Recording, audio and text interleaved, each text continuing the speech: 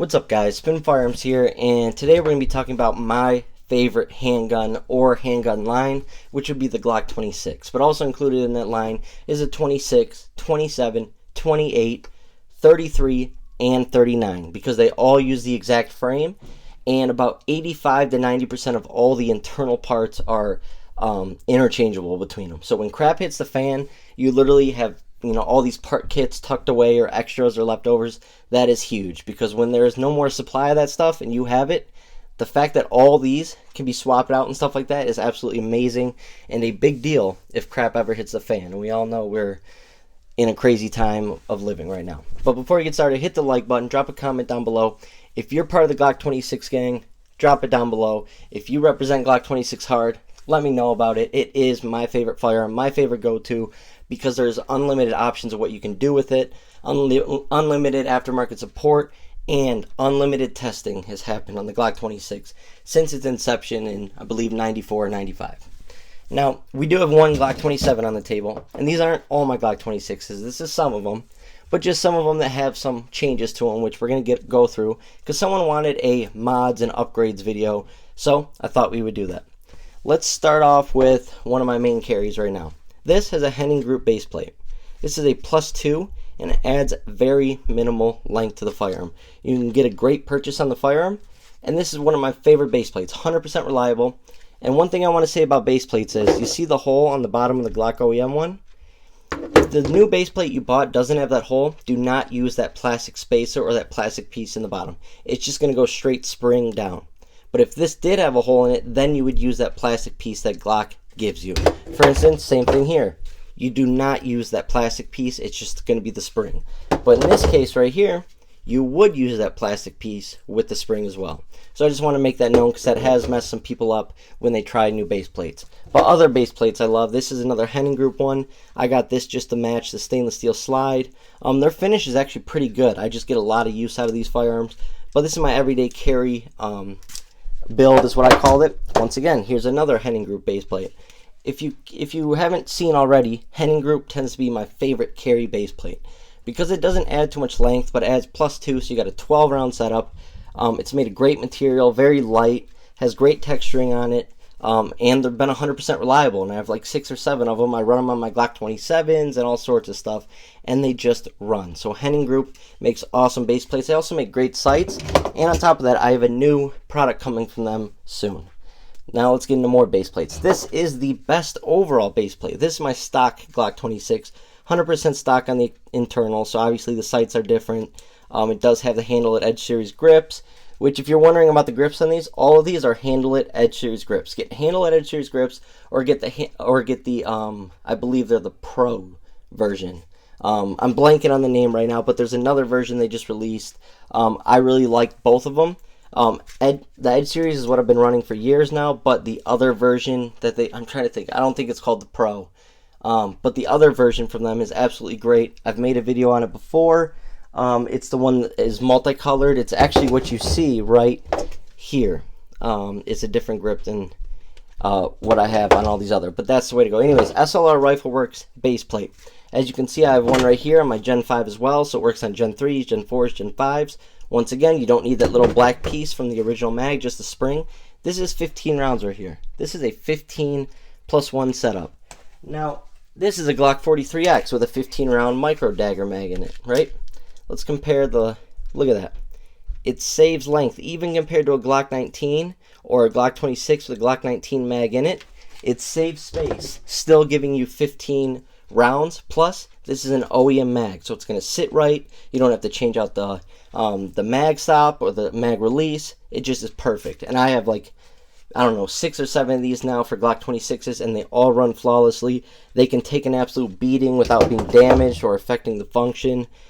They just run. Yes, they cost like $55 or $60, but they are the best base plate, in my opinion, the best upgrade for your Glock 26s. Next up, here's sort of a base plate right here, but at the same time it's not. This is a Glock 19 mag, but it's got an X grip. These are just sleeves to fill that gap. So they also make them for the 17 round Glock mag. You're going to have a big gap there, obviously. So they make something called the X grip. and the X grip gives you perfect ergonomics. I mean, I absolutely love the feel, but because it is a Glock 19 15 round mag, it is going to be longer than that SLR Rifle Works plus 5 base plate. But at the same time, it gives you such a great ergonomic feel. In this case, this is a 13+1 setup because this is a Glock 27, but absolutely love this thing. This is a great way to go. This is what my backup mag tends to be. It tends to be a Glock 19 mag with an X grip, or if I'm carrying my Glock 26, it'll be a Glock 23 mag with an X grip as my backup. And then my main run, I carry my Glock 26s and 27s with the Henning Group base plate, just because of feel and the ease of concealability. Here's another awesome base plate that I love, and shout out to someone who sent me a couple of them, one of my supporters. I have like 10 of these Strike Industries plus 2 base plates now. They're really well made. They're really light. Now, they are made out of plastic or polymer, but they can still take a beating. The texturing matches your Glock, but still is very ergonomic. That's what I like about it. Yes, it's going to be a little longer than the Henning Group base plates, but the ergonomics are on point, and you're getting a 12+1 setup, and I've never had one single issue with any of my Strike Industries base plates, and that includes on my Glock 42. Then this right here, I believe this is a company that is no longer with us, unfortunately. They just weren't getting enough support and purchases, but you can find them here and there on the internet. But this is the Glock 26 and 27 Barracuda tactical base plate. Now, this is my safe queen. I used to carry this thing. I used to shoot at the range until I realized how beautiful it is and how much work I put into it. This is one that I don't carry. I shoot it every now and then, I guess you could say, but this one mainly just stays in the safe because it's just perfect. It's not a $2,500 Glock or anything like that, but it has everything I like on it. I love the color coordination. It's just absolutely great. But anyways, that's that base plate. Barracuda Tactical just gives it a really nice look to it. Really nice ergonomics, and I believe that's a +2 as well. Then last but not least, this one right here, I believe, is a Millspin base plate. They make weighted ones. Shoot, I forgot it. I have another magazine with a glass breaker from Millspin. So not only does it add weight to help with recoil management and muzzle flip, but they also have one with the glass breaker. So if you ever were trapped in your vehicle or needed to help someone get out of a wrecked vehicle, you could literally use your firearm to bash in that glass and get them out with the glass breaker. But I just like this because it matched my back plate. It's from Millspin, and it gave you a little extra, length on there, but mainly it was just for looks. This used to be my main everyday carry setup. I got a new slide for it, though. Absolutely love it. So those are our base plates. We went over grips as well. Now let's get into barrels. Barrels, Grey Ghost Precision makes a great barrel. This is in my everyday carry build. Grey Ghost Precision makes awesome products. I've tested this barrel out of multiple Glock 26s, 100% reliable. 0 issues, plus I think it looks super cool and super nice. This right here is a backup tactical threaded barrel. I have 3 of these now. I actually run it on my Comped Gen 5. 100% reliable as well. You can get awesome different thread covers for them. They're all 100% reliable, and the guy who runs the company vets and tests his product like crazy. I mean, like crazy. I watch this guy shoot thousands, tens of thousands of rounds before he'll even consider the next step in production for producing these barrels. So Backup Tactical, shout out to them. They make awesome barrels. Like I said, this is my 3rd barrel. Runs flawlessly even with a comp. So if you want a comped Glock 26, that is a great way to go for barrels. OEM barrel. This right here is a true precision barrel. The reason I put it on this build is just because when you look at it like this, you got the green and the green. It actually looks pretty sick. And you turn it here and you got a mix of all the colors. But the main reason is a true precision barrel normally goes 160, 180, 200. Well, on eBay, there was someone who bought it, didn't like the color, and just wanted to get rid of it. I paid $80 out the door for a true precision barrel. It's been super accurate, 100% reliable. I've had it in a couple builds, and it shoots very accurately. And so how can you beat $80? So no, I did not go out and say, oh, I want this colored barrel. It just happened to be worth it for the deal. I don't care about the color. If it functions flawlessly, runs reliably, then I'm all for it. Here we just have a BCA barrel. You're going to see a couple BCA barrels as I put them on some builds. I have probably 10 of them sitting in my room right now. They just run. They're just like $60, $70 barrels that are match grade barrels, and they're accurate and they last and they're great for builds, especially if you don't plan on carrying it, even though I haven't had any reliability issues. Once again, Backup Tactical, and this is actually the Backup Tactical comp. I think this is the best comp for Glocks on the market. Reduces recoil 40-60%. The fitting is just perfect. It has 2 lock nuts to hold it into place so it's not going anywhere. But it really does handle that recoil well and manage that recoil. No, I do not carry it, but for a range toy or for range fun, that is a beast of a barrel. Now, my favorite barrel brand is KKM Precision. They make the top of the line, best stuff. The reason why they're my favorite is they make so many different conversion barrels that you can basically find a conversion barrel for almost any Glock, any Smith & Wesson, whatever the case may be. And for firearms that are older, like my M&P 40C that's older, I can still get barrels made for that firearm from them. I can still get conversion barrels for 357 SIG and 9mm from KKM Precision. It does take a little bit longer, and it is more expensive, but they're super accurate, super reliable, never had an issue with them, and they look really nice. KKM barrels are just great. This right here is just going to be a regular barrel. I think this is a BCA barrel, non-stamped or anything like that. Match grade barrel. I just threw it in here because I needed a new barrel replacement because this one has over 15,000 rounds through it. So I put a new barrel in it. Not sure what I'm going to put in it next. This is just for the time being. I haven't been carrying or shooting this much lately, but I will be putting a new barrel in there. Probably a Grey Ghost Precision, something similar to this, or my KKM Precision, because those barrels are just flawless, especially when they're the drop-in form. Then last but not least, we have a P80 Builder barrel. Not only does this thing look sick, but it is ported, and this is a Brownell slide to go with those ports. And so there are 3 ports. You'll see when you rack the slide, you got 1, 2, 3. And man, the recoil is so low and minimal. I made this basically when the X Macro came out. I just wanted to make a ported Glock 26 and see how it is. Now, would I carry this? No. I don't like all the smoke and residue and stuff coming out top where my target is. But at the same time, it's a blast to shoot at the range. It does minimize recoil. And it was just a really cool build to make. Now, sights-wise, these are my favorite sights for Glocks. Ameriglow cap sights. It's just a line in the back, and then a glow-in-the-dark tritium dot in the front and a square. I can also show you, this is what it looks like on my main carry.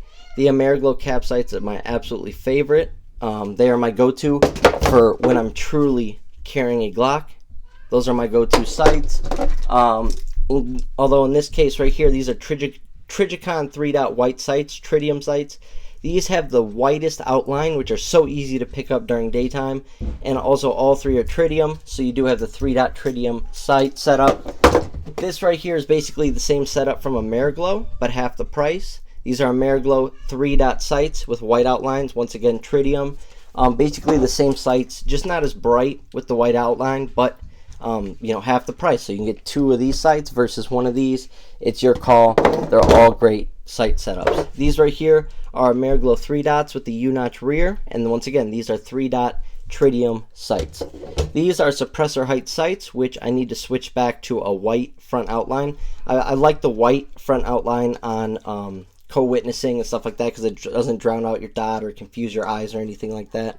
So that's what I do on my other carry Glock 26, which is right here. Once again, Ameriglow suppressor height sights with the white outline front in the front, but at the same time it's tritium. So at night you're just going to see that little tritium dot.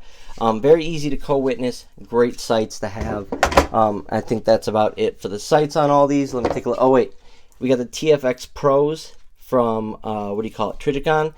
From TrueGlow, sorry. I'm not a fan of them.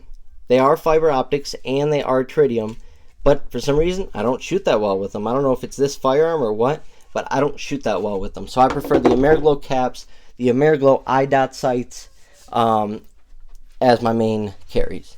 Now next up, if you're talking about aftermarket slides, this is a Live Free Armory slide right here. This was like $150, and I just got it so I could put a Holosun 507C on one of my Glock 26s. So I paid like $130 to $150, something like that. It's Cerakoted in a nice Cerakote. It has a nice look to it, nice serrations. Ran 100% reliably, and now I can put an optic if that's what you want, an optic. Right here is a REM Sport Gen 3, Gen 4 slide. It's an OEM profile and spec, so basically it's all the exact same as an OEM Gen 3 slide. It does have front serrations, unlike Gen 3s, but it's cut for an RMR, so I threw my Sealy optic on there. And now for my everyday carry, I can now carry with an optic on there, which you couldn't before with something like this. So instead of sending it off to get milled, what I do is I sell my OEM slide for like $200, and then I buy a new slide, and it's already cut and ready to go. And as long as you buy a good, reliable brand, it tends to go fine. This is a Brownell slide right here, cut for an RMR. Once again, a great, good quality slide. 100% reliable, no issues. This is another way to get a ported slide, but on top of that, have it cut for an RMR or an optic, because a lot of people have Glock 26s and want to throw an optic on them. This slide right here is Hooper Gunworks. This is just a regular OEM profile slide. It's like $110, $120. Runs 100% flawlessly. I put these on tons of my builds. I have 12 or 13 Hooper Gunworks slides, not a single issue. The finish actually holds up pretty well, and they offer them in different finishes and stuff. But you're always going to have wear and tear on your carry firearm, so it is what it is. But Hooper Gunworks, a great way to make a build for everyday carry and so on. That's going to be 100% reliable. This right here is Gun Cuts. This was an expensive slide. I think I paid like $250 for it, but that thing is absolutely beautiful. The Cerakote job was great. I told them surprise me, and they did. But look at the craftsmanship. Look at the work they did on this thing. And yes, it's gotten a little beat up from use, but absolutely love it. Now let's get down to triggers. Triggers. Apex trigger my number one trigger that I would go to is the Glock Performance trigger for the Gen 5s. That's Glock's only aftermarket trigger, and it's only for Gen 5 Glocks, not Gen 3s, not Gen 4s. So if you have a Gen 5, go on Glock's website. They sell an aftermarket trigger that looks like this. So it's still considered an OEM trigger. 100% reliable, the best defensive trigger out there. I'm telling you, the best self-defense trigger, not too light, but has the crispest, cleanest break, and that reset flings back. Notice like how when you don't have your striker ready to go, your trigger's back. Well, on these, it's like the Timney Alpha trigger. It always is staying to the front. So, absolutely love that. That is the best trigger. But if you have Gen 3s and Gen 4s, I would go with either this, the Apex trigger. The Apex trigger, you just can't go wrong with it. Get an Apex trigger, throw a Ghost Avenger connector in there. A Ghost Avenger connector is in every one of these Glocks. And it's a self-cleaning connector. It lowers the weight of your trigger by about half a pound to a pound. So your Glock trigger will be at 4.5, 5 pounds. But it makes it crisp, clean, and much more predictable. But paired with an Apex trigger, absolutely flawless. I love the flat face trigger. I just love the feel of the Apex trigger. Once again, I have the Apex trigger on this build right here because I absolutely love it. The other trigger that I really trust for everyday carry, which there's only two that are aftermarket, which are the Apex, but also the Wheaton Arms trigger. And I like this for winter carry. Because think about it. If you have to get a gloved finger in this trigger guard, you want a very thin trigger like this, because then you're not affecting that trigger by having that finger. You know, you may be ready to go, or, you know, in a certain situation where you need your finger on the trigger to be ready, right? But at the same time, you don't want to manipulate that trigger on accident and have a problem. But it's a thin trigger, very comfortable. It comes with the whole spring set. It comes polished and everything. Never had a single issue with it. I have multiple Wheaton Arms triggers, 100% reliable. Not only do I love the look of them, but they're absolutely great shooters, and I would say that or the Apex trigger are the best Glock aftermarket triggers. It just is what it is. And then this is a firearm I'll never carry. It wasn't built to be carried. It was built to throw my comp on it and just have fun and shoot fast at the range. But a Timney Alpha trigger. Right now I have the defensive setup springs in here, and it's a great trigger, a beast of a trigger. But at the same time, it's just not for everyday carry, so I wouldn't use that for everyday carry. But for at range, or for, you know, shooting competition, or just having fun, it is a great trigger to have. Then I got all the red parts off the Glock store. These silver pins I got from here, I got from Invoke, which is a small company, a guy who machines his own stuff. Also, that takedown lever is also from Invoke. Look at the shape of it. Yes, I know it's not hard to take down a Glock, but if you want something with a different color like stainless steel, that does make it easier to take down, which it really does, but it doesn't protrude too much, go with Invoke. They make awesome parts for Glocks. They're a smaller company, but he really tests his stuff, and he really does a great job with it. It's the same one I have on here too, also from Invoke. And I just do it simply for matching purposes and stuff like that. But those are absolute great ways to go for some upgrades as well.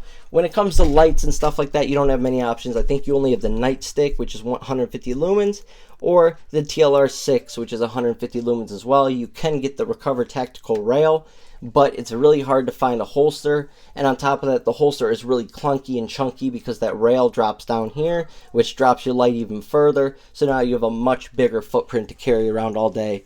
So I just prefer the TLR6. It's the smallest, the easiest, and during the day I don't carry with the light, so it doesn't really affect me.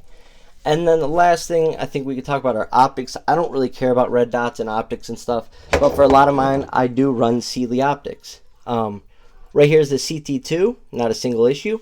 I gave one to my wife's dad, his Sealy optic on his Glock 19 Gen 5, 0 issues. This is the Wolf O on one of my carry Glock 26s. This is my most beat up one. Runs 100% reliably. Still haven't ran out of battery. It's shake awake and can take an absolute beating. And I have a surprise for you guys because I have a new optic from Sealy that we're going to be torture testing and seeing how it holds up and how it stands up. But as you can see, I really do run Sealy optics on a lot of my Glocks because they just run. This is the Sealy Cat on my 43X. Never had a single issue with them, so therefore I stand with them. And then I have my Howelson 507C on this Glock 26 right here, which I really do like the optic. And yes, it's just going to look like a giant green dot, but that's because the camera causes astigmatism. What it really looks like is a circle with a hash, hash, hash, hash, and then a dot in the middle. Sorry, like a little hash here, hash here, hash here, hash here, and a dot in the middle. Very easy for target acquisition, very easy to get on target, very easy to sight in, shoot at distance, and so on. But for self-defense, I'm fine going with no optic at all. Something like this is plenty. 12 plus 1 and 9mm, you'll be just fine. Chances are you're not going to be using your red dot or your optic or your sights for that matter in general in self-defense. If you guys enjoyed this video, I put in a lot of hard work. Hit the like button, drop a comment, subscribe. Thanks for watching.